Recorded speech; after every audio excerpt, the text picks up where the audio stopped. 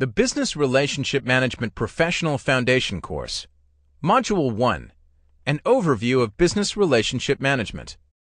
Lesson 1, Introducing Business Relationship Management. Welcome to Module 1, Lesson 1. This lesson introduces you to business relationship management. We'll study a number of topics, including what business relationship management is, BRM metaphors, and BRM-related standards. Let's start by looking at the context of business relationship management. Most enterprises consist of one or more business units that deliver goods and services to external customers. In the case of a commercial enterprise, these customers pay directly for the goods and services received. In the case of public or not-for-profit enterprises, the commercial relationship does not exist, but the recipients of the services are still usually regarded as customers. Each business unit is supported by internal service units and third-party suppliers. IT is a major service unit in many organizations, but there are others, HR and finance, for example. The diagram on your screen illustrates the key relationships: business unit and customer, service unit and business unit and third-party supplier. Each of the three key relationships must be managed if it is to be successful. And by successful, I mean if it is to serve the aims of the business and provide value to the business. The business unit utilizes customer relationship management to manage its relationship with its customers and supplier management to manage its supplier relationships. Business relationship management is concerned with the relationship between a service unit and the business units served. I think you'll see that the customer relationship management and business relationship management have very similar concerns, and in fact, CRM provided service units with a model for handling the relationship with their customers, the business units. The big and obvious difference between CRM and BRM is that the ultimate duty of CRM is to serve the interests of the business unit and the wider business, and that could mean ending the relationship with a customer. BRM, on the other hand, serves the business, not the service unit. A service unit cannot choose to end its relationship with a business unit. Okay, so I set out the basic situation. Now let's focus more on the specifics of business relationship management. I'll start by defining some terminology. Every trade, profession, and discipline has its own technical language, its own jargon if you like, and BRM is no different. Properly used, jargon can help communication by removing ambiguity and reducing the scope for misunderstanding. So far, I've used phrases that you're probably very familiar with: service unit and business unit. The BRM body of knowledge uses different terms, as you can see from this diagram. Instead of service unit, the body of knowledge uses the term provider. And where I've used the phrase business unit, the body of knowledge says business partner. In your professional career, I'm sure you've seen other terms used: customer, client, and consumer, for example. You don't need to worry about the different shades of meaning that might attach to these different terms. Just be aware that these are the words I'll be using in the rest of this course, and these are the words that you'll see in the exam.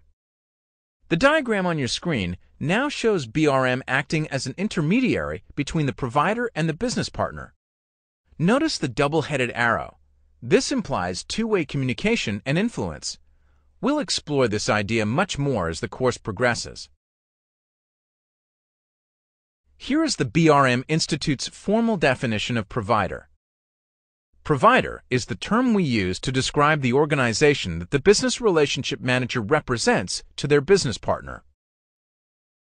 As I've already said, the provider could be HR, finance, or a number of other types of internal service units. In this course, I'll assume that it is an IT service provider, and in fact, in most enterprises right now, it is IT that's most advanced in its BRM capabilities. The term business partner is used in two senses. First, it refers to the organization that uses the services of the service provider, but it is also the name of a role which the BRM BOK defines in this way: Business partner is the term we use to refer to the individual that the business relationship manager represents on behalf of the provider organization. Now, I personally find this definition a little clumsy. What it's trying to say is that the business partner is the role in the business that the business relationship manager works with to achieve the objectives of business relationship management. The last term I need to introduce you to is business relationship manager. A business relationship manager is a role that serves as the strategic interface between a provider and one or more business partners to stimulate, surface, and shape business demand for the provider's products and services and ensure that the potential business value from those products and services is captured, realized, optimized, and recognized. Okay, let's do a quick exercise. Plan to spend 20 minutes on this exercise, and don't forget to check out the exercise solutions document for our ideas. Based on the definition of business relationship manager that I introduced you to on the last screen, make a list of the objectives of a business relationship manager. When you're done, go on to the next screen.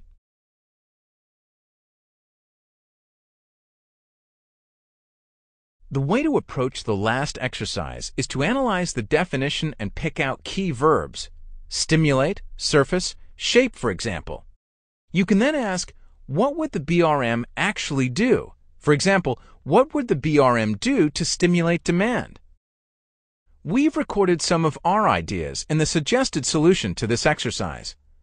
Don't worry if you didn't get them all. The idea is to get you thinking. In fact, you probably came up with some ideas that aren't in our list. In this lesson, I've talked about the business relationship manager and about business relationship management. Don't go thinking that business relationship management is what the business relationship manager does, end of story. It is, but there's more to it than that. In fact, we can view BRM from 3 perspectives: as a role, as a discipline, and as an organizational capability. I guess BRM as a role doesn't need much explanation. It refers to a set of duties, responsibilities, and authorities that will be assigned to a person or team. In a small organization, one person might have the BRM role for all services offered by the provider. In a larger organization, each service might have its own business relationship manager.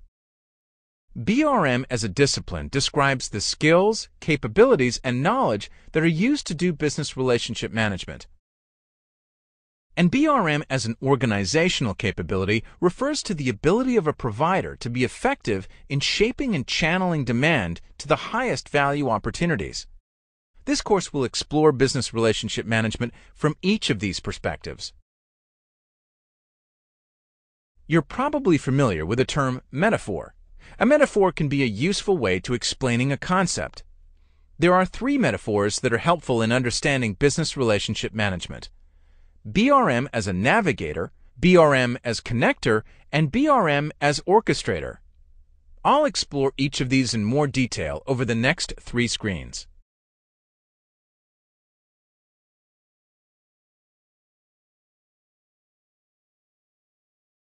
The first metaphor is BRM as a connector. BRM acts as a connector between the provider organization and its business partners. It develops productive connections between provider resources and the business partner and amongst the business partners. The diagram on your screen illustrates this idea. BRM acting as a connector has 3 main aspects. First, it facilitates productive connections and mobilizes projects and programs. The fundamental idea here is that the provider should not simply respond passively to the request from its business partners. Rather, it should actively seek out and implement new and improved ways of supporting them. BRM is the means of doing this. The second aspect is that BRM should stimulate, surface, and shape business demand for the business partner while increasing the savviness within the business partner regarding the provider's services and products. The exercise you did a few screens back enabled you to think about the ideas in the first part of this description. Let's now look at what is meant by increasing the savviness within the business partner. The idea here is that BRM should work to educate the business partner about how the provider can support the business partners right now and in the future. This also includes making sure that the business partner understands the constraints that the provider is working within. The third aspect of BRM as a connector is influencing the provider to ensure appropriate supply of services and products, both in terms of quality and capacity. I think you'll see that this encompasses the idea not only of understanding business requirements, but also of BRM acting as the representative of the business within the provider to ensure that these requirements are understood and met.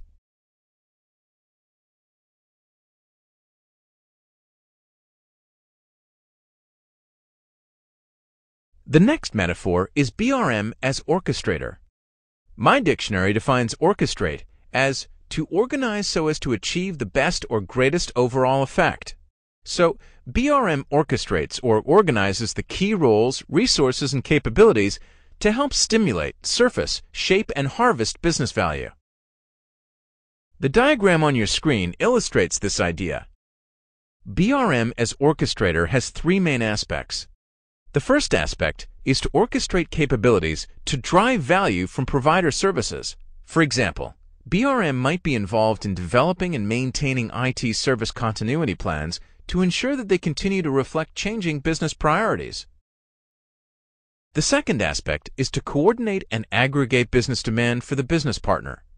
The point here is that the business partner, particularly in a large enterprise, is likely to be a complex organization with many departments, sections, and teams, each with its own particular needs. BRM should understand and, in a sense, simplify it in order to be able to communicate specific needs to the provider. The third aspect of BRM as orchestrator is to orchestrate key provider roles on behalf of the business partner. For example, enterprise architecture, subject matter experts, project managers, and program managers.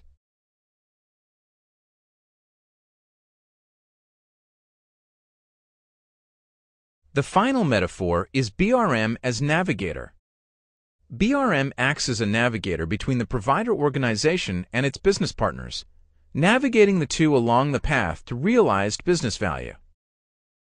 I can probably best explain this by describing the three main aspects of BRM as a navigator. First, BRM facilitates convergence between provider and business partners. Convergence breaks down walls and embeds provider capabilities within the business partners so as to increase agility and business value. I'm sure you're very familiar with the issue of silos within an IT organization. They get in the way of cooperation. They disguise the big picture. They inhibit synergy. Well, here we're talking about the big silo, IT itself. So, BRM is acting to break down the barriers thrown up by the silo.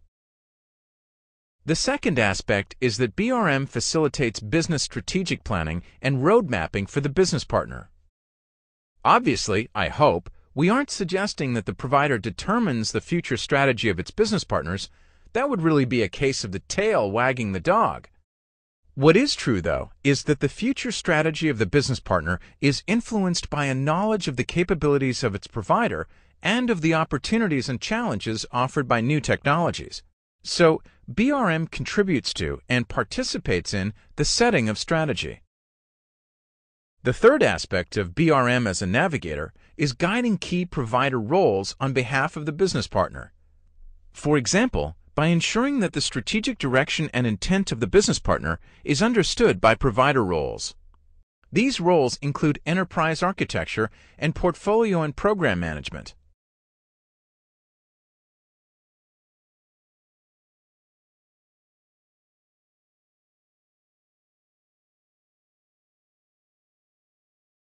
Over recent years, business relationship management has been increasingly recognized as an important role, discipline, and organizational capability.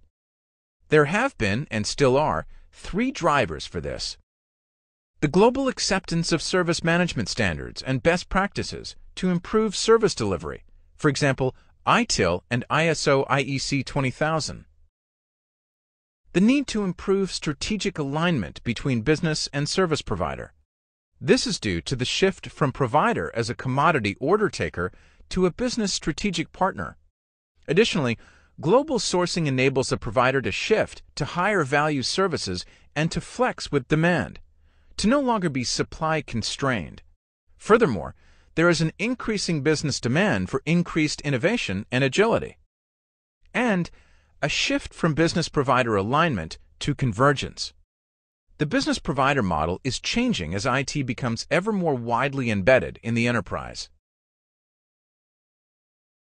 At present, there is no meaningful standard associated with business relationship management, though the role does make an appearance in the standards and frameworks listed on your screen.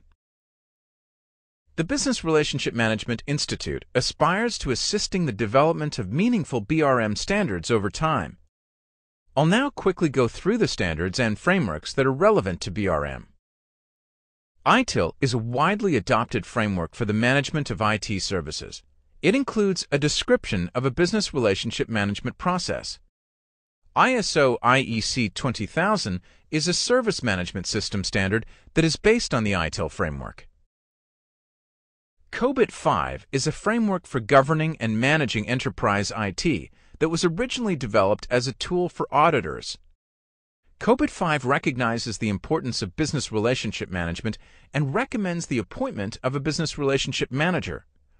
What it does not do is advise on how BRM should be done. In fairness, COBIT is mainly focused on the what's, not the how's. The Skills Framework for the Information Age is a system for IT professionals to match the skills of the workforce to the requirements of the business. It is a logical two-dimensional skills framework defined by areas of work on one axis and levels of responsibility on the other. It has been proven as an effective resource that benefits business by facilitating all aspects of the management of capability in corporate and educational environments. The system does not include the business relationship manager role, but business relationship management expertise is included in the higher-level responsibilities of other roles. Okay, we're almost finished, but before I wrap up this lesson, here's a quiz to check out what you've learned.